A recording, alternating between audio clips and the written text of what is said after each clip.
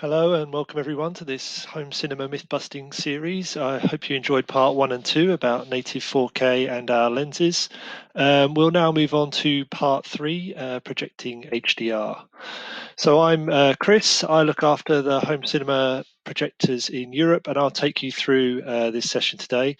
I'm going to start with the basics of what HDR is, then why contrast is so important, followed by the challenges faced with projecting HDR, and finally, how at Sony we achieve a balanced HDR performance with our projection systems.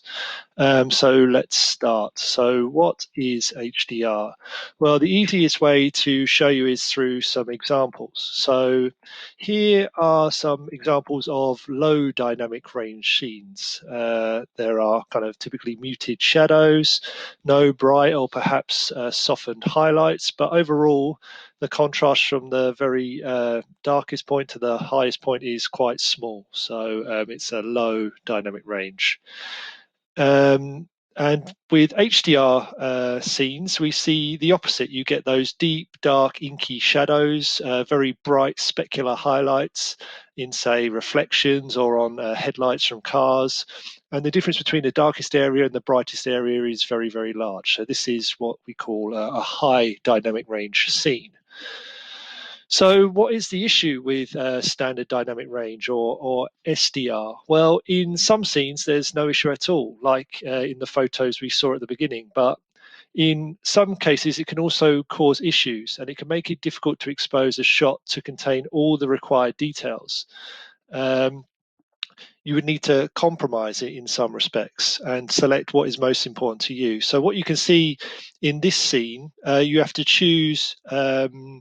What you want to use your limited dynamic range for. You can either on the left hand side expose for the scene out the window, or on the right hand side you can expose for the shadows in the room. So therefore you can see the cat in the shadows under the table on the right hand side that you can't see on the right hand side. So this is the issue with SDR. There's always a compromise.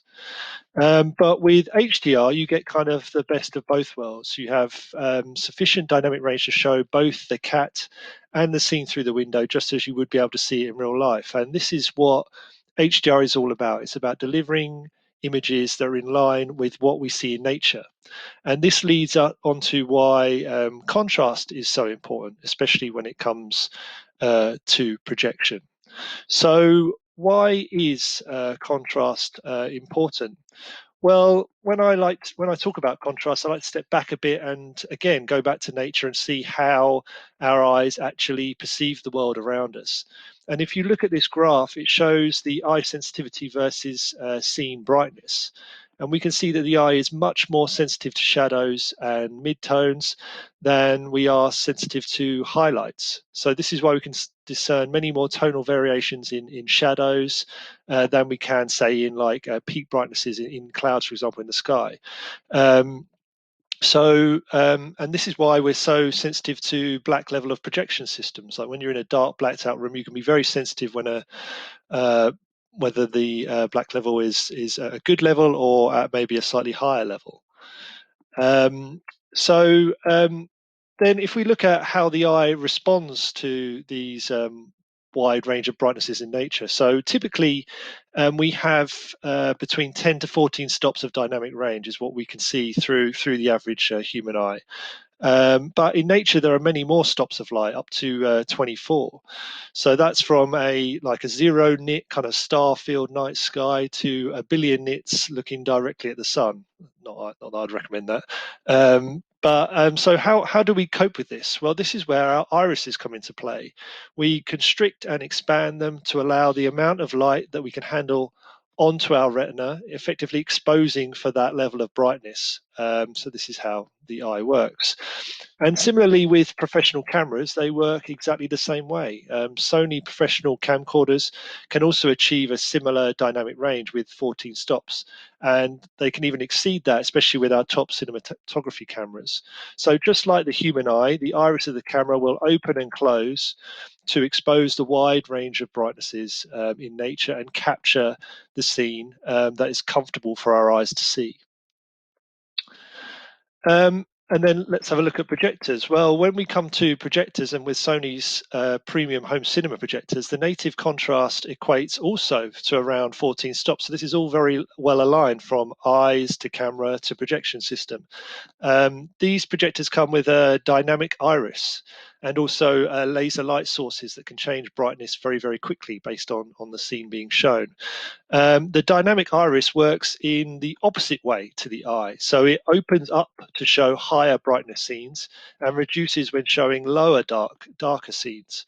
And any one particular scene will show the native contrast of the projection system. And from scene to scene, the overall dynamic contrast can be much wider. So this is the difference between those high specifications you get for dynamic contrast versus the native contrast you get from projection systems. And the interesting thing is dynamic range can be translated directly into contrast ratio, or specifically the native contrast ratio of a projector. So if we add human vision to this chart here, we can see that has a range of 10 to 14 stops. If we then add Sony's native contrast ratio, which is around up to 20,000 to 1, this is actually very nicely aligned with human vision to the top end of human vision. And this is why images appear so natural when watching a Sony projection system. It's been kind of designed to be that way. If we look at other display technologies like DLP or 3LCD, these typically have a contrast ratio of around 2000 to 1. This is the native contrast ratio. And this kind of gives a more limited dynamic range experience. But really, to be honest, this is quite an overly simplistic view here. We are talking about the kind of contrast of the panel only in perfect conditions. In reality, contrast does not contrast of the panel does not equal the contrast on screen. You need to consider ambient light conditions, reflections, screen materials you're using, and everything else. And this is when you get to what is called a system contrast, and this needs to be as high as possible to get the best image on screen. And this is where your integrator, your home cinema designer, can really help you get the best performance out of your projection system by designing a system that will deliver the highest possible system contrast. And essentially, if you start, it's always better to start with more contrast in your projection system. So that's how you can get your best result on screen. So what do we get as a result? Well, with projection technology such as DLP, it actually can be very difficult to completely capture all the light leakage that you don't want to show on screen. So all those dark areas, it's a micro mirror array reflecting light away when you don't want to show that particular pixel. Very hard to capture, so you get kind of a slightly increased black level. Also with LCD, it's very, very difficult to completely switch off pixels through that transmissive panel. But with Sony's high contrast SXRD panels, you get those very deep inky blacks that you'd expect from a high quality projection system. And this is exactly what it was designed for. These reflective LCOS panels effectively have two opportunities to block out light so that you can have a really dark black level. So this sounds all really good. We have these really high contrast panels, so HDR should be fine. Well, actually, it is a slightly more complicated though. There are a few more challenges to go through. So let's firstly look at the HDR standards we see in the industry, or gamma curves. And there are two kind of standards available. There's hybrid log gamma, which can capture up to 1,000 nits and is typically used for live events. And this is because it's actually quite simple to back convert or a simple conversion to SDR. So there's quite a lot of SDR displays still out there. So if you want to show a live event, you want to maximize who you're showing it to. With HLG, you can show it to people with HDR screens and SDR screens very simply. Then there's also PQ, which in theory can capture up to 10,000 nits of brightness. but actually is typically used around 1,000 nits. This is to accommodate the majority of consumer displays. And with PQ, there's often a requirement for post-production. So this is why it's used more often with Blu-rays, games, streaming contents use this kind of PQ curve, and it's used in the HDR10 format you see on that media. And this is where the issues begin with projecting HDR. 1000 nits is just not possible with today's projectors with typical home cinema screen sizes of 2, 3, 4 meters. So let's look into this in a bit more detail. And alongside brightness, there is one other key factor which is often disregarded with HDR, and that is the color space. And this is also improved when you move to HDR. And to show the difference, let's start with SDR. So on the left here, you've got the color space triangle for Rec 709, which was needed for SDR and HD content, and it was designed to fit the CRT displays of the time, so to reach that thing, reach those display qualities. And with the SDR max brightness of 100 nits. And if you combine these two things together, you get what's known as a color volume. So this is what you see on the chart on the right-hand side. This is the volume of colors and brightnesses that creators can use within SDR to tell their stories. And as we move to HDR, we can see that we move to a much wider color space, this Rec 2020 color space. And this allows for much more saturation in the green, in particular in greens and reds, which are much more prevalent in nature. So you get a much more natural feel for some content. And alongside that, we also increase the brightness to 10,000 nits in theory with PQ, which dramatically increases the overall color volume to which the creatives can call upon for their images. But in reality, there are not many 10,000 nit displays or displays that can actually show full Rec 2020. So this is what HDR standards are all about. They made this kind of mistake with HD in having quite a limited specification, but with HDR, they've looked to create future-proof standards for which technologies can grow into. That's why the standards have these quite far-reaching technical limits. So, I mean, at this time, currently, we only really see most content using maybe 1,000 nits as their peak brightness due to the displays that are available. Some of them, or a few with 4,000 nits. But 1,000 nits still presents a problem with projection. In home cinema projection, we're typically playing with something like between 100 and 200 nits of on-screen brightness. So tone mapping is incredibly important to maintain the HDR feel without having too dark images on screen. No one wants a dark movie on screen.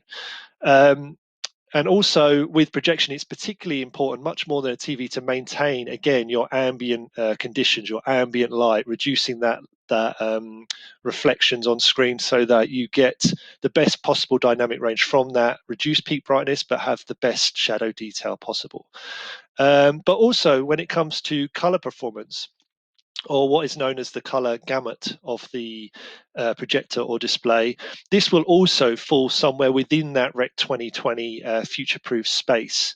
No consumer display can show a full Rec 2020 color space. It's only an addressable area on which content creators can capture and place colors during grading. A Rec 2020 compatible projector will understand the Rec 2020 addresses and choose a color within its own gamut to represent what the content creator is trying to achieve.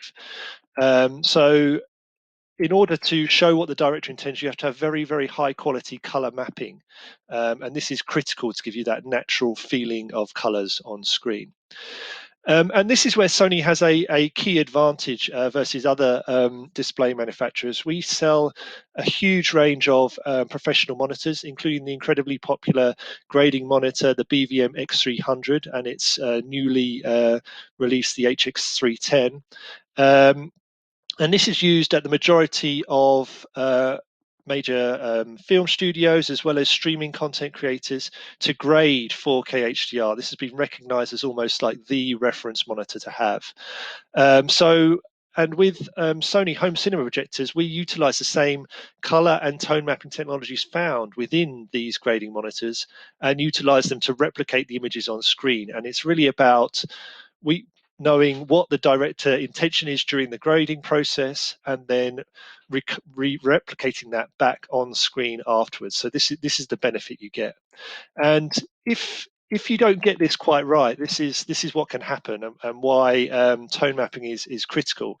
If you get it wrong, it can result in strange skin tones. It can result in a loss of saturation, in particular in deep highlights, like you can see here in the fire in the image on screen.